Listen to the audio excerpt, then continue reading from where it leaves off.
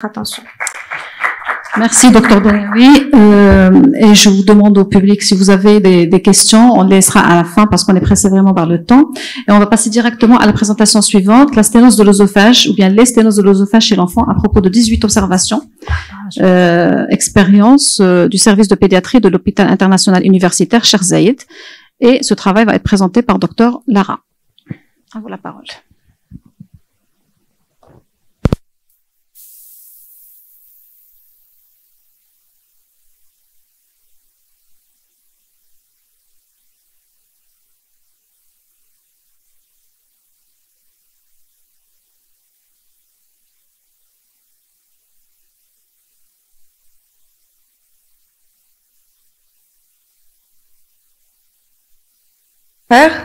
Honorable assistance, permettez-moi de vous présenter notre travail qui porte sur les sténoses œsophagiennes et leur aspect endoscopique ainsi que la prise en charge à l'hôpital Cheikh Zayed de Rabat.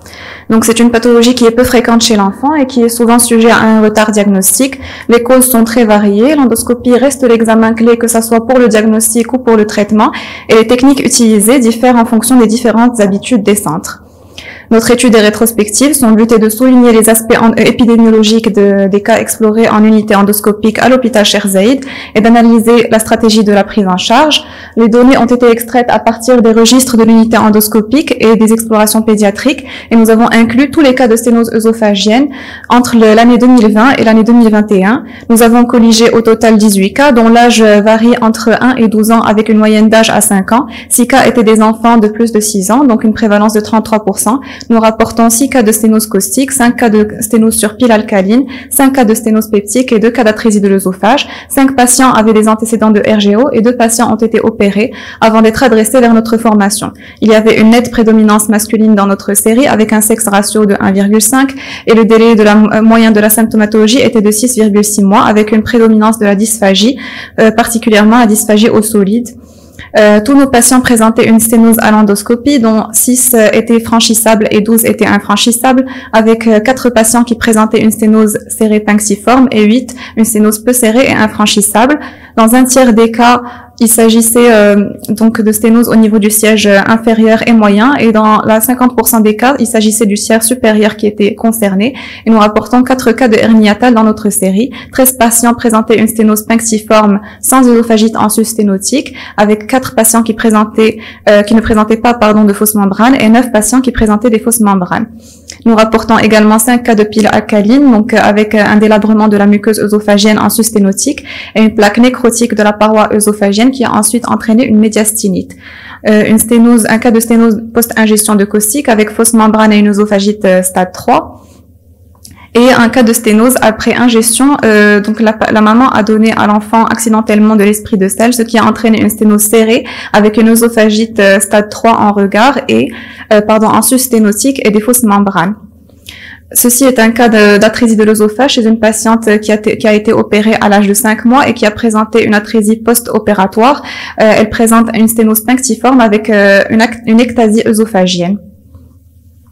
Nous avons également eu recours à d'autres investigations chez certains de nos patients. Un TOGD a été réalisé chez 8 patients avec rétrécissement de la lumière œsophagienne chez tous les malades. Une hernie hiatale a été retrouvée dans 4 cas au TOGD.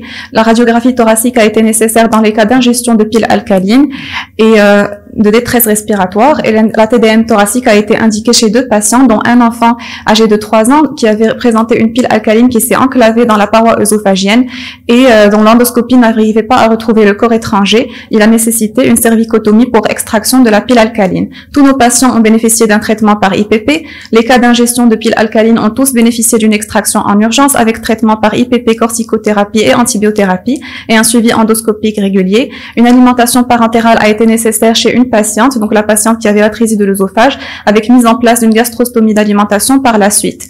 10 malades ont été proposés pour une dilatation endoscopique par bougie de Savary-Gilliard. Les séances ont été réalisées sous sédation au bloc opératoire et chaque séance a utilisé 3 charrières de bougie, avec au total 30 séances qui ont été réalisées à un intervalle de 4 à 12 mois.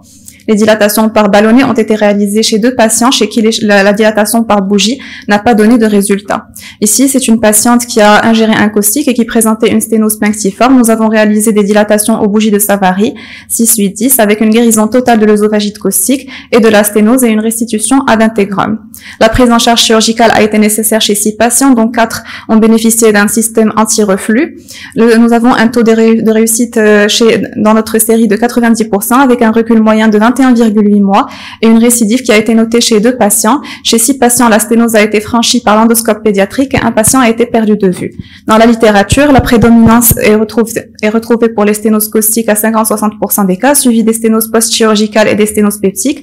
Ceci serait dû à un meilleur traitement des reflux gastro-œsophagiens. La comparaison entre les dilatations au ballonnet et... conclure, s'il vous plaît. D'accord. Pour conclure, nous avons... la sténose œsophagienne est un réel problème de santé publique. La sténose peptique est devenue rare depuis la généralisation de la prise en charge du RGO et la surveillance endoscopique est nécessaire, surtout chez les patients qui ont été opérés pour atrésie d'œsophage. Et je vous remercie.